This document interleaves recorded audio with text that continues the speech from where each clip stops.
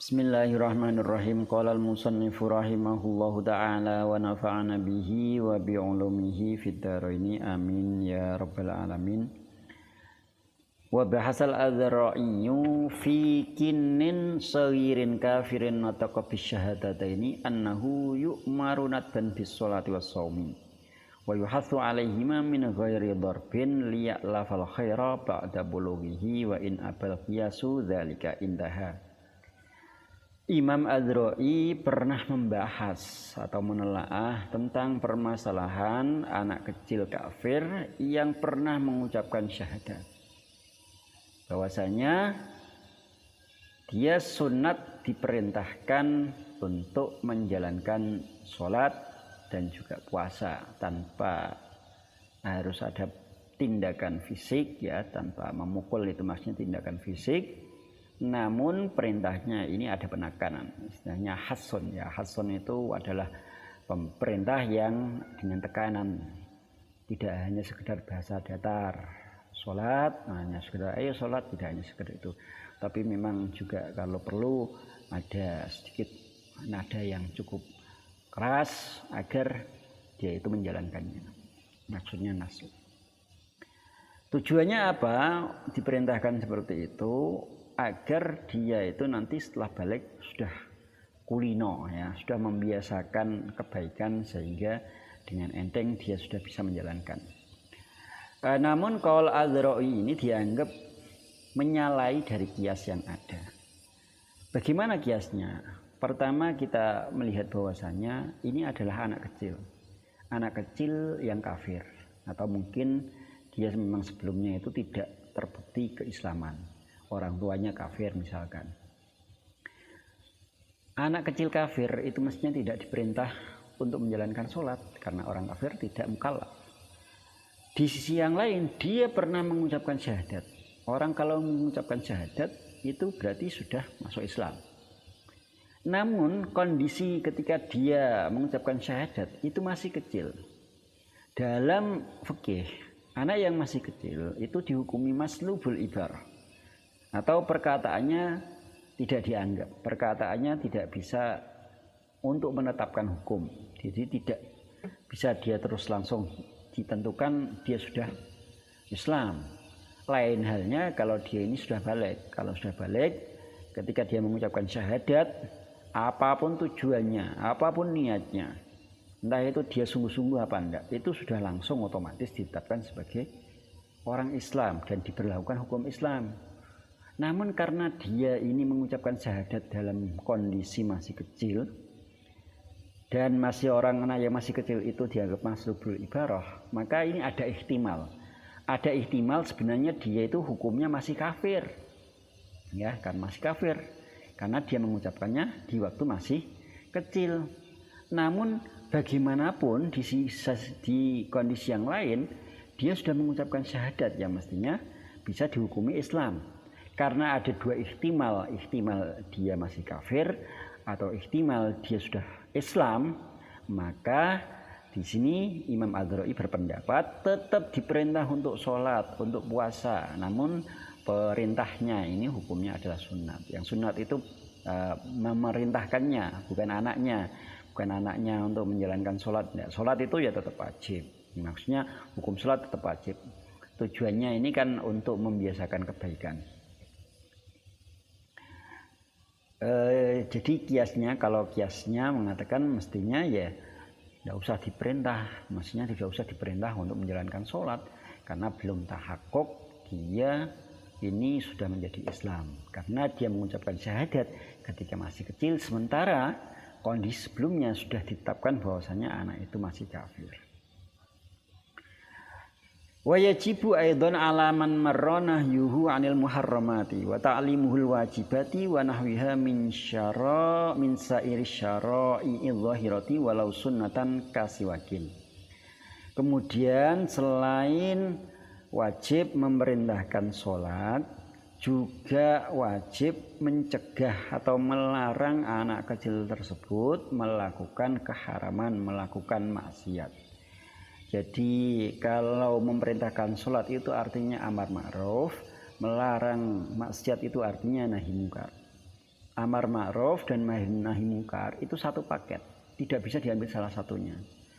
Kalau amar memerintahkan sholat itu juga harus melarang maksiat. Tidak bisa kita hanya memerintahkan sholat sementara dibiarkan ketika anak itu melakukan maksiat, itu tidak boleh juga. Karena itu amar ma'ruf dan nahi mungkar itu satu paket, juga semuanya harus dijalankan. Bahkan kalau memilih antara amar ma'ruf dan nahi mungkar, ini lebih kuat nahi mungkarnya, ya nahi mungkar.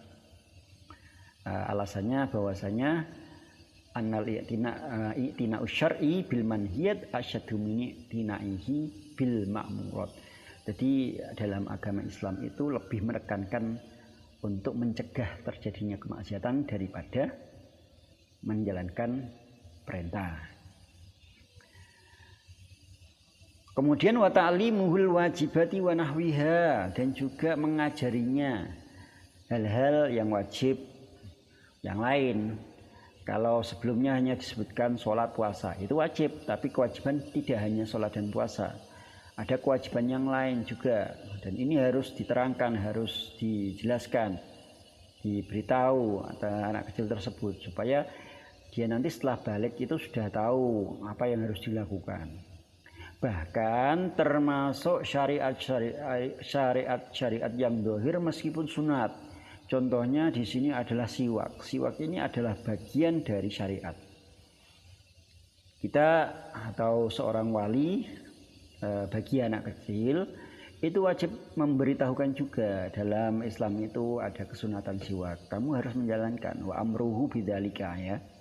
Jadi walau sunatan kasiwakin wa amruhu bidzalika, jadi menginformasikan tentang adanya kesunatan siwakan. Dan selain itu juga memerintahkannya, bukan hanya sekedar informasi, tapi juga ada perintahnya. Wala yantahi wujubu ma marra ala man marra illa bibulughi rasyidan. Dan kewajiban sebelumnya, kewajiban yang ada dari perintah menjalankan sholat, puasa, dan kewajiban yang lainnya, ataupun juga nahyuhu anil muharramat, melarang melakukan kemaksiatan, itu tidak akan berhenti, tidak akan selesai sampai anak tersebut sudah mencapai usia balik, sudah menjadi balik, ya, baik dengan usia ataupun tidak dengan usia, misalkan dengan ikhtilam atau haid bagi perempuan. Yang pertama, kalau anak itu sudah balik. Yang kedua, rosyidan, anak itu pintar. Jadi dua hal yang menjadikan orang itu sudah terbebas untuk memerintahkan anak kecil melakukan sholat dan lain sebagainya, yaitu pertama harus balik. Dan balik itu berbeda dengan rosyidan. Balik itu adalah status anak itu sudah dianggap dewasa. Anak itu dianggap dewasa kalau sudah mencapai usia 15 tahun. Atau misalkan belum mencapainya, namun dia mengalami hal-hal yang menjadikan anak itu balik, misalkan ikhtilam, ya, mengeluarkan sperma ataupun mengeluarkan haid. Ini meskipun belum mencapai 15 tahun, berarti dia sudah balik. Yang kedua, rosyidan, ini hubungannya dengan akal, ya, dengan akliyah. Anak itu harus memang kondisinya akalnya ini normal, kejiwaannya tidak ada gangguan. Anak pintar itu maksudnya ya memang sudah berakal sebagaimana umumnya. Tidak anak yang terkena junun, ya, tidak anak yang mungkin mempunyai keterbelakangan mental, itu berarti belum rasyid, ya, belum rasyid. Wa ujratu ta'limihi dzalika kal Qur'ani wal adabi fi malihi tsumma ala abihi tsumma ala ummihi. Biaya belajar bagi anak tersebut sebagaimana biaya untuk belajar membaca Al-Quran dan tata krama ataupun adabiyah, ya, akhlak, itu diambilkan dari hartanya.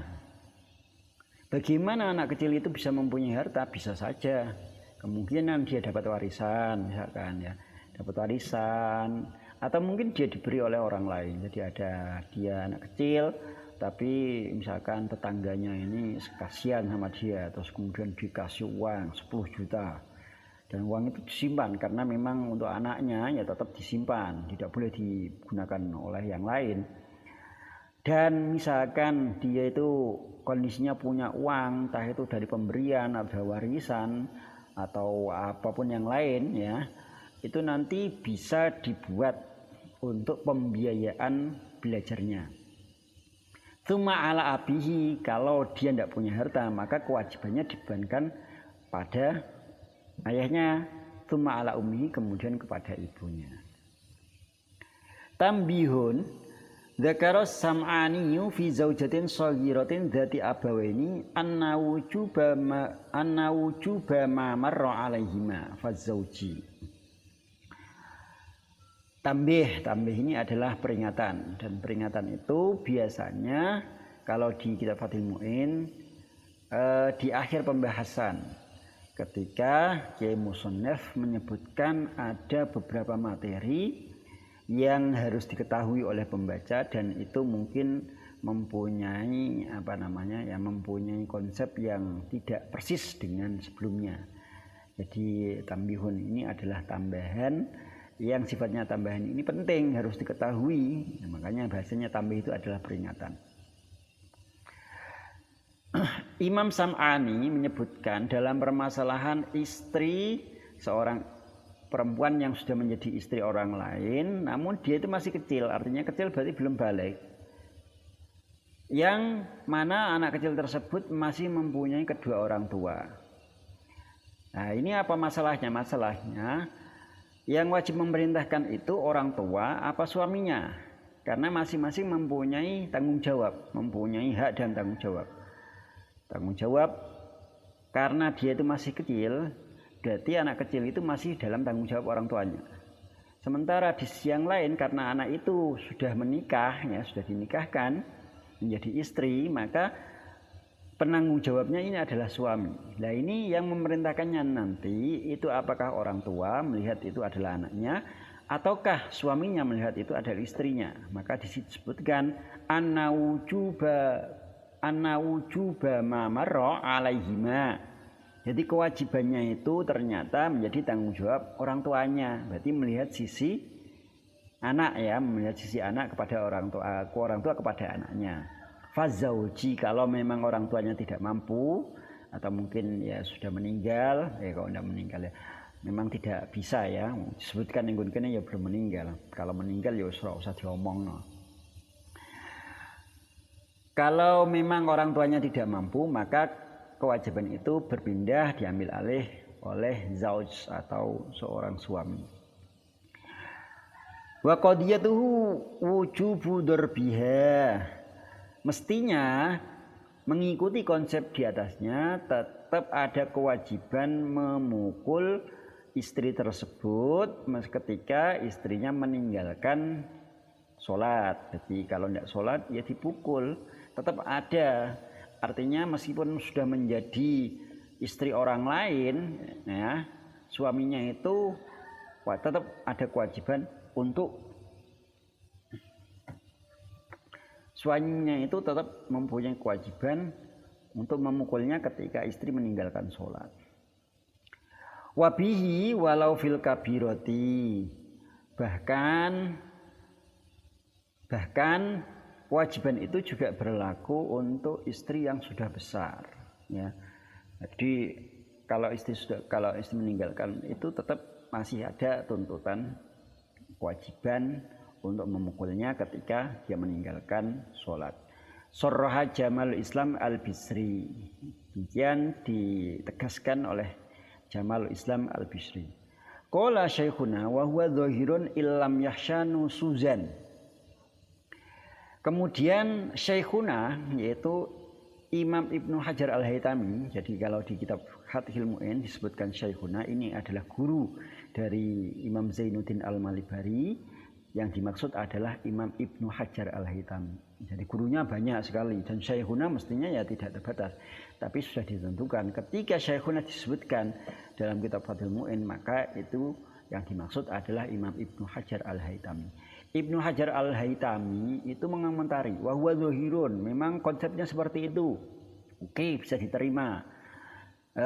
Istri yang sudah besar, sudah balik, itu kalau memang meninggalkan sholat, itu ya tetap dipukul, tetap boleh dipukul, bahkan wajib dipukul ya. Cuman Ilam yahsyanu suzan, ada catatan ya. Jadi Imam Ibnu Hajar memberi catatan kalau memang tidak dia khawatirkan terjadinya nusus. Nusus itu adalah pembangkangan atau tidak manut ya, tidak manut istri kepada suami, itu adalah nusus. Jadi kalau gara-gara dipukul atau khawatir nanti kalau dipukul istrinya itu menjadi nusus, terus tidak mau diajak tidur bareng, wah itu ya malah repot dan itu tidak perlu. Maka memukulnya ini menjadi tidak wajib atau tidak usah dilakukan. Itu bahaya, mengancam rumah tangga, itu nanti terus menjadi masalah besar ya. Nah, nusus itu masalah besar dalam rumah tangga. Sementara derbu ini meskipun hukum asalnya ini adalah wajib, namun menjaga rumah tangga ini lebih penting kalau dibandingkan dengan kewajiban memukul ya. Kewajiban memukul maksudnya bukan kewajiban yang lain, tapi kewajiban memukul ini harus ditinggalkan atau boleh ditinggalkan ketika suami mengkhawatirkan nanti kalau dipukul malah menjadi nusus. Wa atlaqa Zarkasy an-nadbah. Beda lagi kalau menurut Imam Zarkasy, menurut beliau Imam Zarkasy bahwasanya tetap jadi mutlak itu maksudnya semuanya berlaku, baik dia khawatir apa enggak, itu tetap disunatkan untuk memukul ya, disunatkan. Bahasanya nadbu. Kalau tadi disebutkan bahwasanya memukul wajib, karena konsep sebelumnya memang memukul itu masuk dalam kewajiban. Jadi memerintahkan sholat ketika 7 tahun itu wajib, memerintahkannya wajib. Kemudian ketika sudah mencapai usia 10 tahun anak tersebut kok meninggalkan, itu sampai juga wajib untuk memukul. Itu konsepnya seperti ini. Tapi kemudian di sini Imam Zarkasy catatannya bahwasanya memukul itu sunat dan itu mutlak, baik mengkhawatirkan nusus apa enggak. Kalau Imam Ibnu Hajar Al-Haytami menggarisbawahi bahwasanya kalau mengkhawatirkan akan terjadi nusus istri kepada suami, maka tidak perlu memukul ketika istrinya meninggalkan sholat.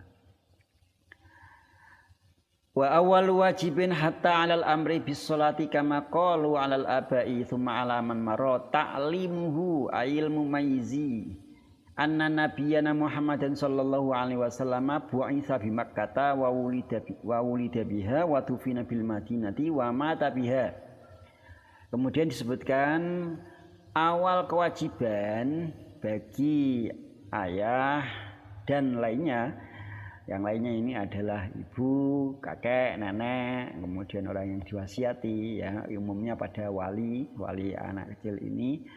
Awal kali kewajiban bahkan dibanding dengan perintah sholat ini ternyata adalah ta'limuhu anna nabiyyana Muhammadan sallallahu alaihi wasallam bu'itsa bi Makkah, mengajari atau memberitahu anak tersebut bahwasanya Nabi kita Nabi Muhammad sallallahu alaihi wasallam ini diutus di Mekah, lahir di Mekah, kemudian menjadi rasul atau diutus di Mekah, kemudian hijrah ke Madinah, hidup di Madinah seterusnya, dan meninggal atau wafat di Madinah, dikuburkan di Madinah. Ini dikatakan awal wajibin. Maka di dalam kitab I'anatul Thalibin disebutkan wa yakunu dzalika muqaddaman 'alal amri bis sholati. Jadi bahkan dari perintah sholat itu lebih didahulukan yang memberitahu atau mengenalkan nabi kita. Jadi kita ini dituntut untuk kita diperintahkan untuk mengajari anak-anak kita ini pertama memberitahu bahwasanya yang membawa syariat ini adalah Nabi. Kita mengenalkan dulu kepada yang membawa syariat. Jangan melakukan syariat dulu sebelum kenal sama yang membawa syariat. Kita kenalkan yang membawa syariat ini adalah Nabi kita Nabi Muhammad sallallahu alaihi wasallam.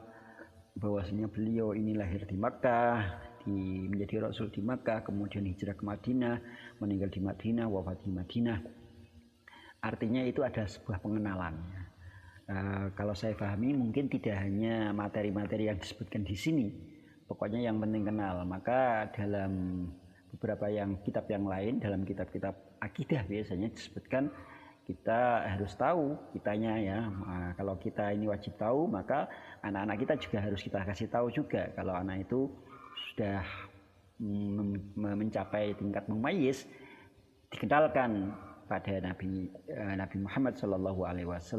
Kenal itu ya minimal tahu namanya, mungkin nasabnya juga, menuliskan nasabnya tidak secara lengkap, paling tidak tahu ayahnya, ibunya, kakeknya, neneknya, kakeknya ya. Yang terkenal kakeknya, kalau neneknya itu tidak begitu terkenal. Tapi yang disebutkan dalam kitab-kitab akidah itu ya memang itu, bahwasanya Kanjeng Nabi itu lahir di mana, terus nasabnya itu siapa saja, mungkin juga putra-putrinya, sebagai sebagai pengenalan. Pengenalan ini penting, bahkan di sini dikatakan lebih penting daripada perintah sholat. Karena apa? Karena perintah sholat itu adalah syariat, sementara kita sebelum mengajarkan tentang syariat, kita juga harus mengenalkan yang membawa syariatnya, Kanjeng Nabi Muhammad sallallahu alaihi wasallam. Wallahu taala a'lam bishawab.